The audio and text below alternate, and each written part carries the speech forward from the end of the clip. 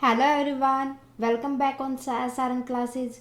Students, मैं आपके सामने फिर हाजिर हूँ मैथ की एक और न्यू चैप्टर की न्यू क्लास के साथ। स्टूडेंट, प्रीवियस क्लास के अंदर हमने डिस्कस किया था चैप्टर नंबर 2 को। सो हमने चैप्टर नंबर 2 को प्रीवियस क्लास के अंदर कंप्लीट कर दिया था। अगर आपने उस चैप्टर की क्लासेज नहीं देखी तो प्लीज़ प्ले लिस्ट में जाकर देख ले।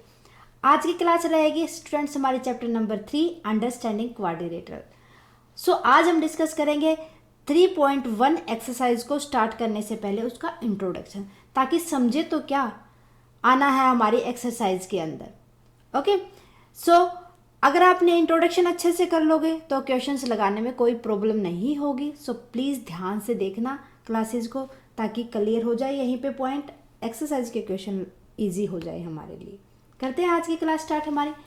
सबसे पहले क्वाड्रिलेटरल की बात की जाए तो क्वाड्रिलेटरल के अंदर हम कुछ पॉइंट को डिस्कस करेंगे, जिनके बेस पे हम पता चलेगा हमें कि क्वाड्रिलेटरल होता क्या है।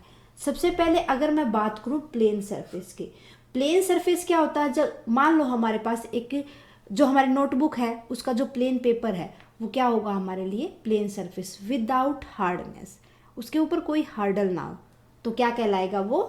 Plane surface.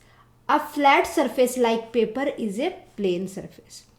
सो ये तो हमें पता ही है। बात की जाए प्लेन कवर की, प्लेन कर्व क्या होगा यहाँ पर?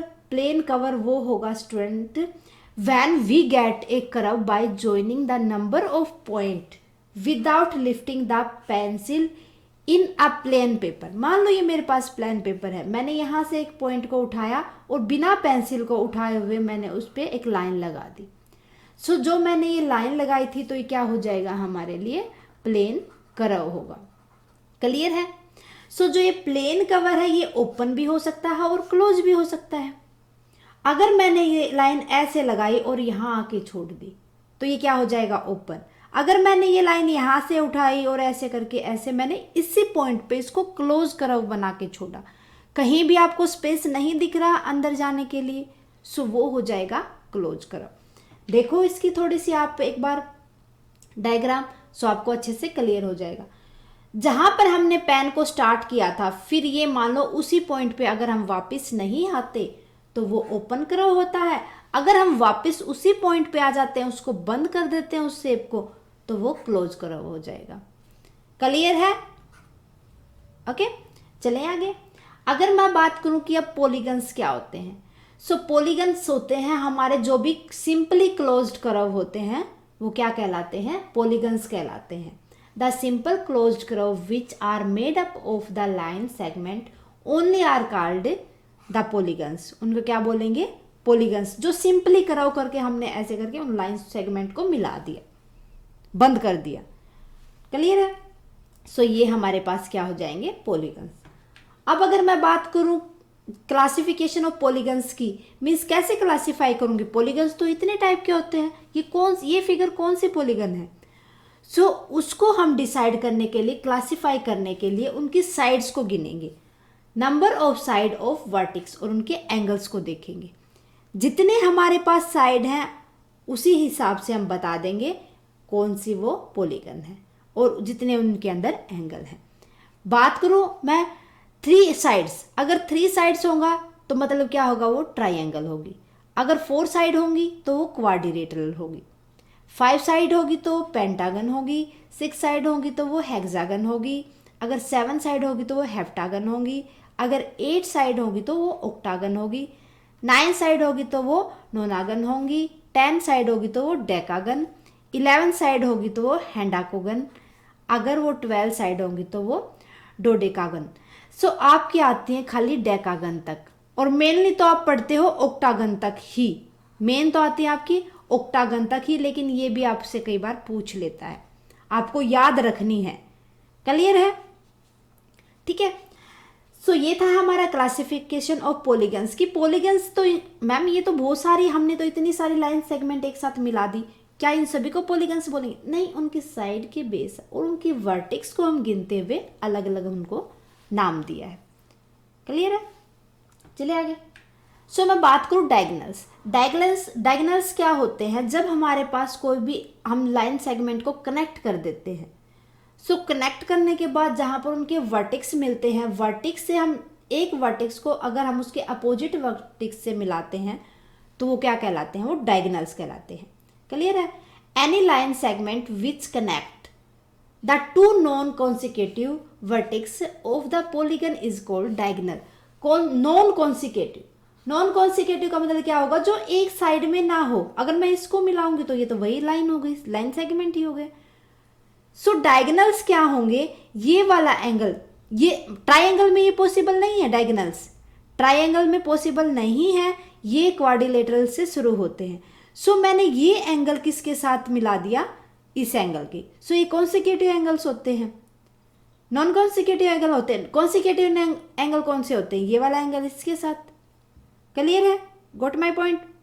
सब जब हम अपोजिट एंगल को याद रखो ना, अपोजिट एंगल्स को मिला देते हैं अगर, तो अपोजिट एंगल भी कौन से होने चाहिए, वर्टिक्स वाले। क्लियर है।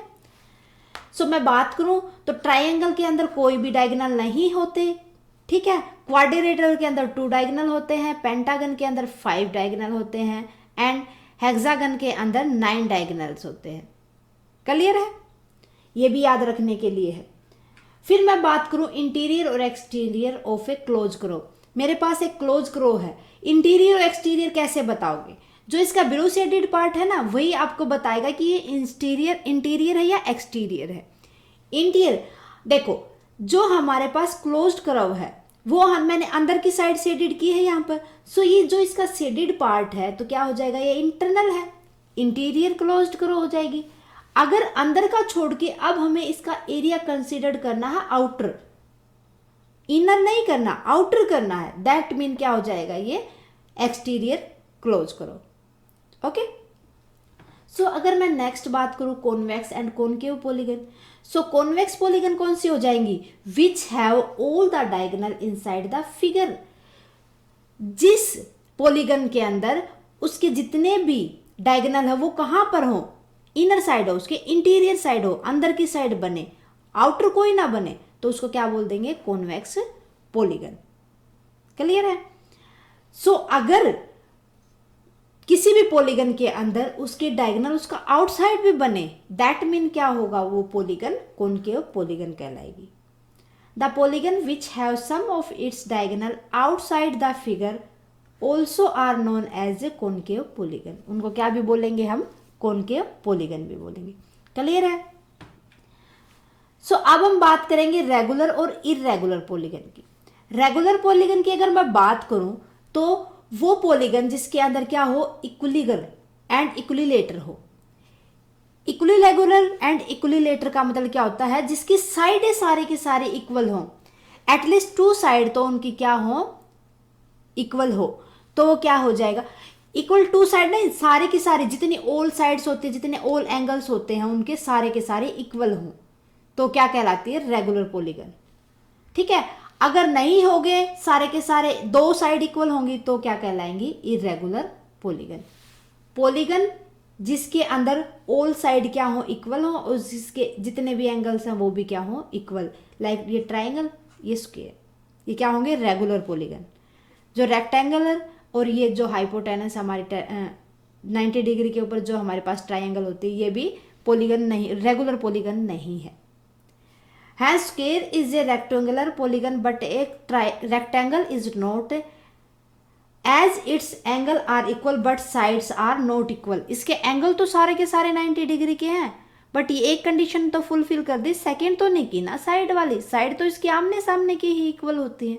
सो ये रेगुलर पॉलीगन के अंदर नहीं आता।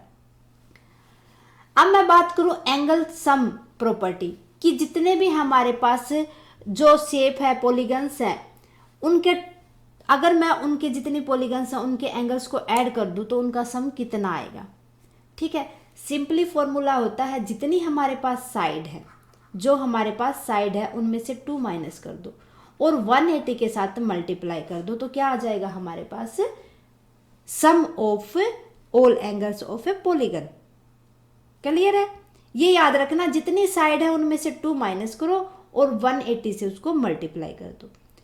The sum of all the interior angle of a polygon remain the same according to the number of side, regardless of the shape of the polygons। किसको छोड़ के, उसकी साइड्स तो बेशक इक्वल हो, ठीक है, लेकिन उसकी शेप अलग अलग हो, तो उस कंडीशन में हम किस तरीके से निकालेंगे, उसके इंटीरियर एंगल्स का सम n माइनस में 2, n क्या हो जाएगी यहाँ पर साइड हो जाएगी, नंबर ऑफ साइड, माइनस में 2 कर देंगे, इंटू में 180 कर देंगे, ठीक है। जैसे ट्राइंगल है हमारे पास, साइड कितनी होती है 3, उसमें से 2 माइनस करेंगे तो 1 बचेगा, अब 180 के साथ मल्टीप्लाई कर देंगे तो 180 आ जाएगा।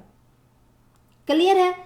अगर मैं बात करूं तो नंबर ऑफ साइड की, नंबर ऑफ साइड किसके अंदर, रेक्टेंगल के अंदर, स्क्वायर के अंदर, स्क्वायर के अंदर कितनी है हमारे पास 4 साइडेड है, 4 में से 2 माइनस कर दो, 2 बचा, उसकी 180 के साथ मल्टीप्लाई कर दो, तो हमारे पास टोटल ऑफ एंगल कितना आ जाएगा 360। अगर मैं बात करूं हेक्सागन की, तो हेक्सागन के अंदर क्या हो जाएगा 5 साइड्स होते हैं, उसमें से 2 आप माइनस कर दो और 180 के साथ मल्टीप्लाई कर दो। इसी तरीके से अगर मैं बात करूं हेप्टागन की, तो उसके अंदर भी हम इसी तरीके से कर देंगे, 6 साइड होती है, 2 माइनस कर दो, 180 के साथ मल्टीप्लाई कर दो। क्लियर है। ओके, सो स्टूडेंट्स ये था हमारा एक्सरसाइज 3.1 का इंट्रोडक्शन। इसी से रिलेटेड हम क्वेश्चन पूछेंगे एक्सरसाइज 3.1 के अंदर। सो मेरे ख्याल से अब तो आपको कोई क्वेश्चन लगाने में दिक्कत होनी नहीं चाहिए। स्टूडेंट्स आज के लिए बस इतना ही, मिलते हैं नेक्स्ट क्लास में एक्सरसाइज 3.1 के साथ। उम्मीद है कि आपको आज की क्लास अच्छे से समझ आई होगी। इसी उम्मीद के साथ स्टूडेंट्स प्लीज़